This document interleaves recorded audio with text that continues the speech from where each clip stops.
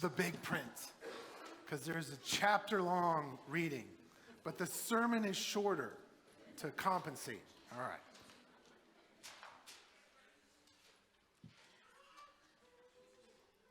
As Jesus passed by, he saw a man blind from birth, and his disciples asked him, "Rabbi, who sinned, this man or his parents, that he was born blind?" Jesus answered, "It was not that this man sinned or his parents, but that the works of God might be displayed in him. We must work the works of him who sent me while it is day. Night is coming when no one can work. As long as I am in the world, I am the light of the world." Having said these things, he spat on the ground and made mud with the saliva. Then he anointed the man's eyes with the mud and said to him, "Go, wash in the pool of Siloam," which means sent. So he went and washed and came back seeing. The neighbors and those who had seen him before as a beggar were saying, "Is this not the man who used to sit and beg?" Some said, "It is he." Others said, "No, but it is like him." He kept saying, "I am the man." So they said to him, "Then how were your eyes opened?" He answered, "The man called Jesus made mud and anointed my eyes and said to me, 'Go to Siloam and wash.' So I went and washed and received my sight." They said to him, "Where is he?" And he said, "I do not know." They brought to the Pharisees the man who had formerly been blind. Now it was a Sabbath day when Jesus made the mud and opened his eyes. So the Pharisees asked him again how he had received his sight. And he said to them, "He put mud on my eyes, and I washed, and I see." Some of the Pharisees said, "This man is not from God, for he does not keep the Sabbath." But others said, "How can a man who is a sinner do such signs?" And there was a division among them. So they said again to the blind man, "What do you say about him, since he has opened your eyes?" He said, "He is a prophet." The Jews did not believe that he had been blind and had received his sight, until they called the parents of the man who had received his sight and asked them, "Is this your son who you say was born blind? How then does he now see?" His parents answered, "We know that this is our son and that he was born blind. But how he now sees, we do not know, nor do we know who opened his eyes. Ask him, he is of age, he will speak for himself." His parents said these things because they feared the Jews, for the Jews had already agreed that if anyone should confess Jesus to be Christ, he was to be put out of the synagogue. Therefore his parents said, "He is of age, ask him." So for the second time, they called the man who had been blind and said to him, "Give glory to God. We know that this man is a sinner." He answered, "Whether he is a sinner, I do not know. One thing I do know, that though I was blind, now I see." They said to him, "What did he do to you? How did he open your eyes?" He answered them, "I have told you already, and you would not listen. Why do you want to hear it again? Do you also want to become his disciples?" And they reviled him, saying, "You are his disciple, but we are disciples of Moses. We know that God has spoken to Moses, but as for this man, we do not know where he comes from." The man answered, "Why, this is an amazing thing. You do not know where he comes from, and yet he opened my eyes. We know that God does not listen to sinners, but if anyone is a worshiper of God and does his will, God listens to him. Never since the world began has it been heard that anyone opened the eyes of a man born blind. If this man were not from God, he could do nothing." They answered him, "You were born in utter sin, and would you teach us?" And they cast him out. Jesus heard that they had cast him out, and having found him, he said, "Do you believe in the Son of Man?" He answered, "And who is he, sir, that I may believe in him?" Jesus said to him, "You have seen him, and it is he who is speaking to you." He said, "Lord, I believe," and he worshiped him. Jesus said, "For judgment I came into this world, that those who do not see may see, and those who see may become blind." Some of the Pharisees near him heard these things and said to him, "Are we also blind?" Jesus said to them, If you were blind, you would have no guilt. But now that you say we see, your guilt remains. This is the gospel of the Lord. All right. That was way better than I read it first service. Thank you, Jen. It was painful, very slow. Sorry. Anywho, let us start off with how many people have been to California?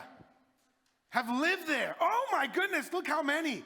And we have a lot of people in our congregation that have lived in California even for a while, that have transplanted out here. Yes, transplanted? Yeah. Anyway, it's a pretty sizable group, including myself. I lived there 30 years, and my wife, she lived there also. We grew up there. We met there. California is beautiful. Oh, it's beautiful. Very, very nice. You're waiting for me to say something bad about California. I'm not going to do that. California is beautiful. It's very rich. They say if California was its own country, it'd be in the top 10 of richest countries. I don't know if I believe that. It may be like top 20. But still, that's amazing that a state would break off and be like one of the wealthiest nations in the world. Unbelievable. California is 72 degrees and partly cloudy all year round. Actually, I checked the weather just because I knew I was going to say this, and it's raining right now. My dad was like, it's raining. I was like, all right, well, whatever. He lives in California. 72 degrees, partly cloudy is most days in California.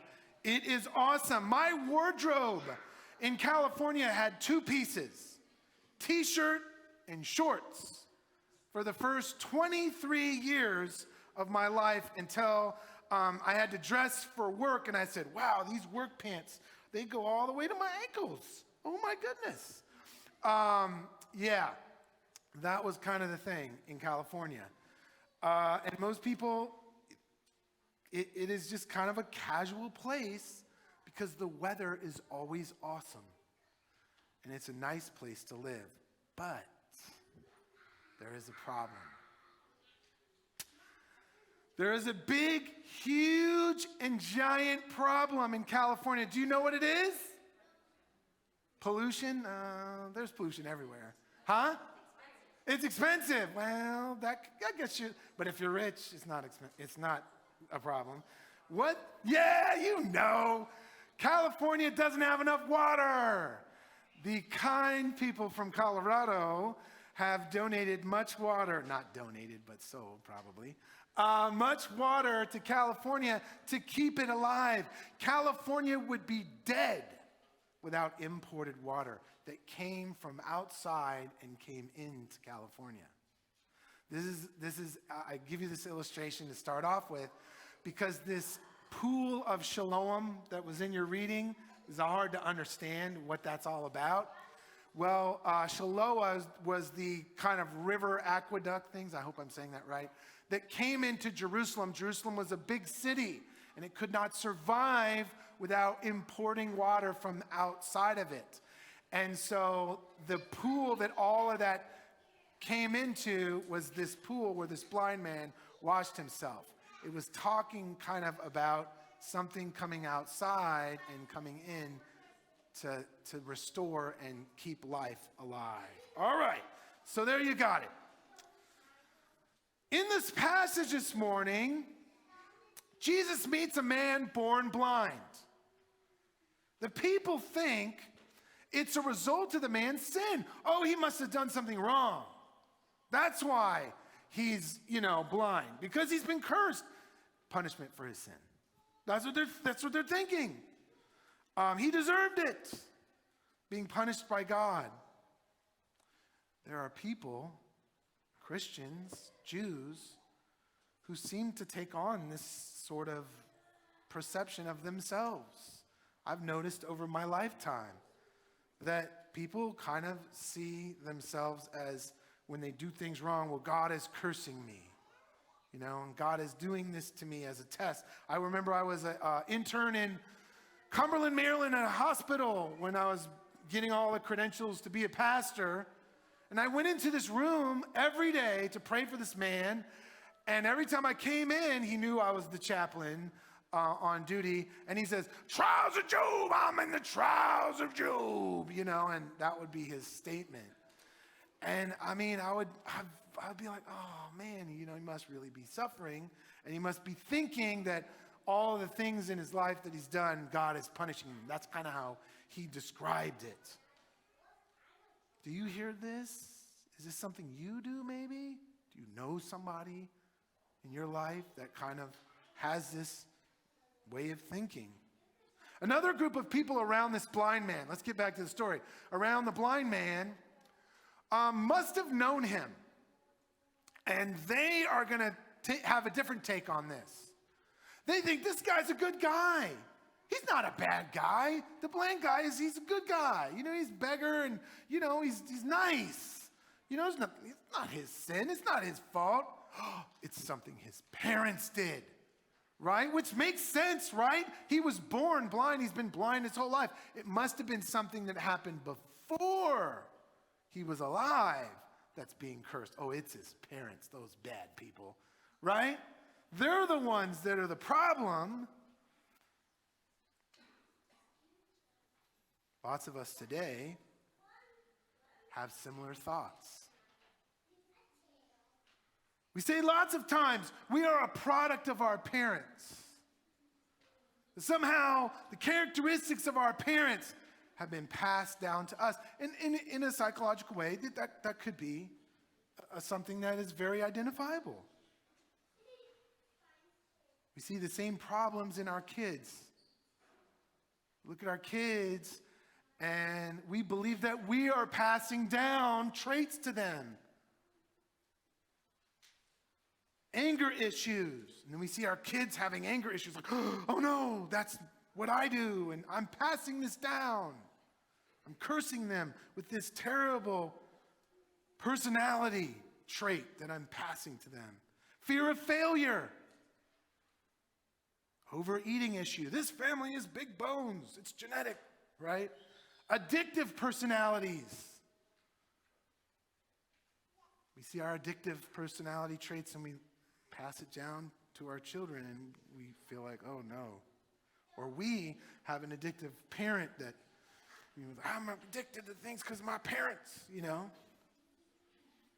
We sometimes believe we're cursed by the sin of our parents. Dang, that's hard. We are doomed to repeat their failures and their missteps. So what is it? Is it the failure of us and our bad choices and shortcomings, or the failure of our environment? In the passage, the people ask Jesus this question. They want to know. They ask him. They say, what is it, Jesus? Is it the failure of this man, or is it the failure of his parents? And Jesus says, in so many words, in verse 3, he says it like this, in my opinion, in so many words. Who cares? They're like, what? Who cares? Why do you care? Why does this matter? The problem is not this guy's parents. The problem is not this man. The problem doesn't reside in the past at all. Forget about the past. What can God do right now about this situation? It's kind of what Jesus is saying in so many words. What can God do right now? That's what matters. Because God can create new sight from scratch. New eyes to see that couldn't see before. A new road to travel. And a new purpose that wasn't there before. Do you believe that? Do you believe that God created something new in this man regardless of what happened in his past? Oh, the passage goes out of its way to illustrate that. Do you see it? Jesus reaches down and spits on the ground and makes mud and picks it up and puts it in the blind man's eyes. When you see that, what is the first image that pops into your head? Ooh, gross. No. What's the image in the Bible that you see? When you see that, taking the dust from the earth and placing it on the man, what do you think of? How God created Adam from the dust of the earth. It's showing you God is creating sight that was never there. Now, there are a lot of miracles in the Bible, and a lot of these miracles are repair miracles. Something breaks down and God fixes it, right? And that shows us that happens also. Oh, but this one is totally different. In this passage, God creates something new that wasn't there. Nice. Jesus says, go wash yourself in the pool of Siloam, which doesn't mean anything to you, but after kind of the illustration in the lifeblood of the water that comes into Jerusalem, you're kind of getting it now. You're seeing that there is something connected to that. The water was important for Jerusalem to give her life, and a life she would never have. Oh, that's a clever reference. Nice. The man comes back with eyes to see from that experience.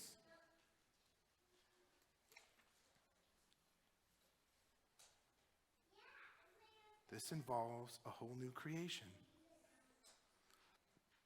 Sometimes our past can't be patched up. That's hard. Sometimes our past just can't be patched up. Sometimes the damage, in a way, is not salvageable. There are people who have had horrible experiences, and they're not that fixable. You can't just smooth it over. Healing comes in these situations when God creates something entirely new. From scratch. In Jesus Christ. Sometimes we just need a whole new journey. A whole new road to walk on. And it's Jesus Christ who has the power to create this and lead us. You know this to be true. You've seen this in your lifetime. You've seen people go on a new path and you're proud of them. You're like, yes. But that happens with all of us. So those of us holding on to regretful choices or destructive environments that we grew up in or that we're in right now, it's time this morning to receive new eyes to see.